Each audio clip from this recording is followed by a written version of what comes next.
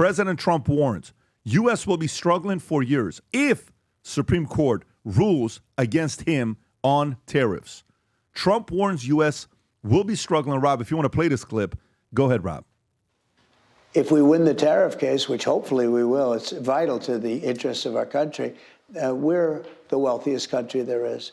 If we don't, we'll be struggling for years to come. Okay, so he says that. Let me read this to you as he's going through the tariff situation, which, by the way, I fully agree with him. And a bigger part why I agree with the president is the following. How the hell are you supposed to negotiate? How are you supposed to threaten your enemies when they're using that same thing against us? So another country is putting tariffs on us, but the president can't. The president needs to go to the Supreme Court and say, hey, can I please get permission to use tariffs? Are you kidding me? Like, how does that make any sense? You have to have ways to have leverage to negotiate. You're cutting the person out. It's like a person that's running a business and they're not getting the right data to see how people are performing. Say, hey, can you go drive the sales team? Give me some data. Give me some stats so I can drive the sales team. I don't have it. Well, guess what, President? What's that? Moving forward, you can't use tariff to negotiate with other countries. Guess who is sitting there begging, praying to every single god in the world for the Supreme Court to not allow him to use tariffs? China? Mm-hmm. Who else you think? All our enemies. Russia? Who else you Everyone think? betting against America. India? Everyone. Everybody is rooting for Supreme Court. Fortune 500. Everybody is rooting for Supreme Court. Fortune 500 companies, a ton of them. So President Trump said this on Sunday in the ruling. Now, the pharmaceutical, there's a bunch of different things going on with this year, where he says, freedom, we don't pay for the wealth of the wealthiest countries, but warned that the Supreme Court striking down his tariffs rule could hurt the U.S. economy over the long haul if we win the tariff case, which hopefully we will. It's vital to the interests of our country. We're the wealthiest country there is. If we don't, we'll be struggling for years to come. The president said that his threat of imposing 200% tariffs helped stop a war between India and Pakistan, and also said that the tariffs are the main reason companies are investing in facilities in the U.S.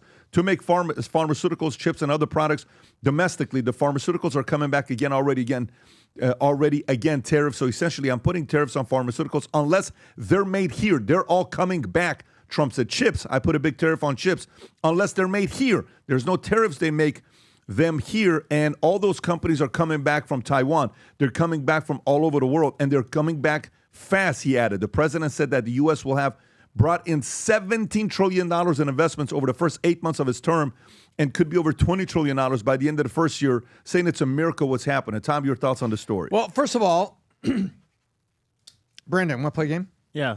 Okay. I've been using steroids for a decade. That's a tariff. Can't tell, Tom. I'm the pitcher. You're the batter. Okay. Brandon's been using steroids for a decade. Okay. He's pitching, and I'm the baseball player. I'm at bat. Yep. And all of a sudden, they do a test. And they said, he's using steroids. But they don't suspend you. They just say, you know what, Tom? You can use steroids. And I'm like, great. But then everybody screams, you can't let Tom use steroids and juice. Wait, Brandon's been using it for a decade. Some of these tariffs have been against the United States for a decade or more. And now the president is saying, I want to swing a bigger bat with a bigger market, and I want to get their attention to say, we're playing a different game. We're going to bring this playing field back, and we're going to level it. And can we, since you just mentioned pharmaceuticals, can we blend in the Merck story? Of course. Merck has announced going to go next. Construction of a $3 billion manufacturing facility in Virginia. Wow, how did that happen? We're going to make medications here, and we already have the progress he's made on the cost of medications. We saw that. And Rob, check this out. He's talking about $17 trillion in his first term. Let's go find the chart that we had here. Guess how much is in play right now? No.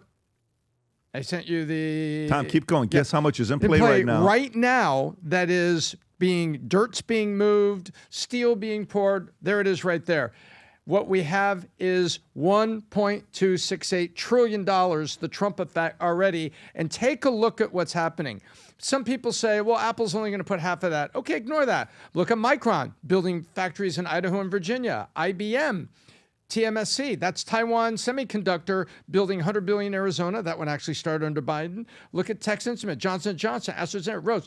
Look at all this. This is since March 1st. These are greenlit projects. It's not just an estimate. The estimate of $17 trillion for the first term is very real, Pat. This is 500,000 jobs that are coming as a result of just what's the $1.5 trillion that's being invested since March 1st. And by the way, you know what the estimate is? The estimate is that there's 70,000 construction jobs that are being created because of these things that need to be built. This is called the Trump effect. This is not BS. This is words talk, numbers scream. Look at what's already happening. Just give these jobs time to get here. Does Supreme Court have the ability to do that, to prevent the president from using tariffs? Well, I think the Supreme Court, the Supreme Court doesn't walk into a room and say, hey, I think I'm going to rule on something. Somebody has to bring a suit to the Supreme Court. And you have to go take a look. The Dems put forward an act, and they're asking, are the tariffs unconstitutional in terms of the president's power? And so why on earth would people in our own government want the Supreme Court to rule on this unless they had China money in their own pockets? You know what? Yeah, so there actually is a historical precedent for this that explains this. So it used to be Congress that got to decide when to impose tariffs and when not to, but then they gave the power to the president for matters of national security to impose tariffs, which, you know, all of this is a matter of national security, whether like for economically and for manufacturing, for weapons, for pharmaceuticals. So that's what it's really, the decisions being made on is whether or not this is a matter of national security. And I believe the reason it got to the Supreme Court is because a lot of courts tried to block Trump doing it. Like all these federal courts are getting in the way. But I've heard a lot of people say the founders would be appalled with the way that the judges are using their power. To, like, of all the branches, the judges have gotten far too much power, I think, over the last decade or last century. Yeah, it says here, tariffs power belongs to Congress, but delegated to the president. Congress has the power to lay and collect tax duties, impose and excises, meaning Congress controls tariffs. Over the past century, however, Congress has delegated broad authority to the president to adjust tariffs under specific laws. The Trade Expansion Act of 1962, the Trade Act of 1974, International Emergency Economic Powers Act.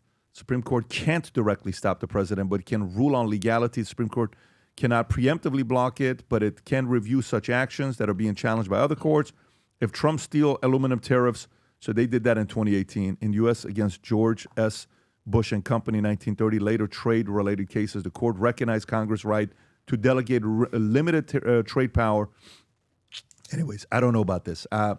Adam, your thoughts? Yeah, well, I think Trump, this is, backing up a second. This is a win-win situation for Trump, regardless of what happens. It might not be a win-win situation for the American people. Why? We can officially put to rest this whole king and fascist thing. Trump's making these executive orders, making these plans, and here comes the third branch of government, the judicial, says, no. Not so fast, King Trump. Not so quick.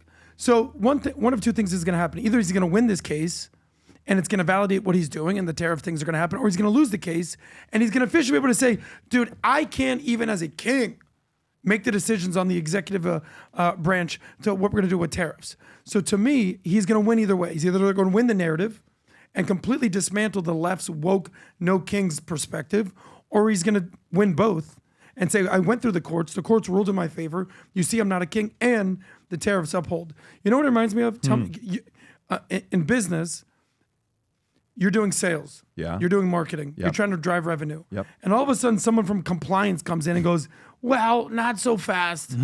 Because you have to understand the due diligence of the compliance and your OSJ and your broker dealer. And you're like, dude, I'm trying to drive $1 million worth of revenue here. You're blocking that. The difference is, so and it's a major issue. It is. But when do you need compliance and when do you not? Like, I remember one time I had a call with one of my board members. This is 10 years ago, something like that, 8 years ago. And he says, look, I need you to call me every time you make a decision above $250,000. I said, no, I'm not doing that. He says, no, Tom, you remember this? I said, no, I'm not going to call you. It was the biggest call. He says, why are you not going to call me? I said, we just gave you $10 million. He's a board member. No, he gave me the $10 million. Oh, wow. Okay, gotcha. He says, you got to. I said, I'm not calling you. He says, why? I said, do you realize I make decisions swiftly? You want me to wait for you for something like this? I'm not calling you. He says, can you at least tell Tom to tell me? I said, no, we're going to raise that to $500,000 and Tom's just going to tell you. I'm not calling for permission. I got to go. Now, that's Well, you startup. raised it from $250,000 to $500,000. Yeah, I So raised you it. said at $500,000, I will call you. But I don't know. I don't need to call you. Tom will tell you. I'm not calling you. We're just going to tell you we're doing this so you know about it, right? The decision that we're making. However, there needs to be controls on presidents because today you trust the president's decision making. What if you don't and it's another guy in there that you're like, wait a minute, I don't like what this guy's doing. Yeah. He's approving something for LGBT and all this other stuff. And you're Checks and like, hey, balances. wait a minute. So there needs to be a little bit of that. This is why the founding fathers created something so special that we are the recipients and the beneficiaries of. But at this point, it's working. You have $300 billion of revenue that's coming in potentially in the first year. Why would you get in the way of something that's working? And it's bringing jobs back to America. Why would you do that? Let it roll. Let it keep going. You have data. You have stats. Do you know when would have been a good time to do something like this? Month one. You don't have data. Now he's got proof. Hey, look at You're saying the Supreme Court should have done. Yeah, I mean, Tom, well, Liberation Day. Rob, can you whenever that show was how in much May, how I much believe. tariff revenue came in September? Was it 64 billion? The number? How much And was? I think there was a 31 billion correction that you saw Trump talking about yesterday. I believe yesterday on the news, late in the day. What was the tariff revenue that came in September? September, yeah. And while he's looking it up, I don't think the Supreme Court's proactively doing this against him. I think they're doing it as a result of other courts doing it. I know they are. I know they are. I have the starting point. While we're looking this up, do you want to hear the starting point, Go Pat? ahead, Tom. It was a coalition of state attorney generals from the following states. I'm going to read them fast. You say red or blue, okay? Oregon. Blue. So, okay. Connecticut. Blue. Delaware. Blue. Illinois. Blue. Maine. Blue. Minnesota. Blue. Nevada. Blue. New Mexico. Blue. New York. Blue. Vermont. Blue. Those states came together and filed the injunction. The injunction was filed by that federal court, that judge, and now we have to escalate it. Well, so look who's trying to do it. It's not the interest of the United States. It's the interest of a coalition of blue attorney generals who are never Trump. Yeah, Well, I mean, if you look at this stat, by the way, a great point to you. Trump has signed the most executive orders in almost 100 years, I want to say. So I think in his first term, I think he signed up to this point 50 executive orders. 2025, it says 210. He's 4x executive orders. It's the most since FDR, which was, in the 30s, so almost less than 100 years. So perhaps this is pushback against this. How do you? I don't know. Those are two different things. I think tariffs is, listen, don't get me wrong. Some people are being impacted by it. I'm not sitting here telling you it's 100% good for everything. Sometimes when you introduce a new comp or something you're changing, some people quit and some people leave. And some just simply say, I can't do that. Then later on, many of those guys come back and they're like, man, I made a mistake. I know, blah, blah, blah, blah. It's too late. You missed the momentum, right? But some people go. But whenever you change comp, for the first 3-6 months, there's a little bit of disruption. Of course, that's for a company. For a country, guess how long that lasts? Probably 12 to 24 months. So we're still in it. We're still kind of going through it. But people have to adjust. A lot of companies are starting to realize this is not something that's temporary. This is probably going to be here unless if these guys choose to change this up. If you run a business, if you're in the hunt, you know what business is. It truly is a war. You just heard me tell this story about ChatGPT and Google going to war together. You know, for a web browser war that's taking place, business is war. The more you realize this, people are trying to take market share away from you. If you are somebody that's running a business and you've never purchased any of the businesses war, there's businesses war hat, sweaters, shirts. If you're looking at it right now, there's different colors, the gold ones, you got the mugs. And then also all the way at the bottom, if you love the Tommy, is it up there yet, Rob, or no? Do we have the ones for Tom's mugs yet or no? I don't know if they do or not. There is, put the Words Talk, see if that's Yes. up there.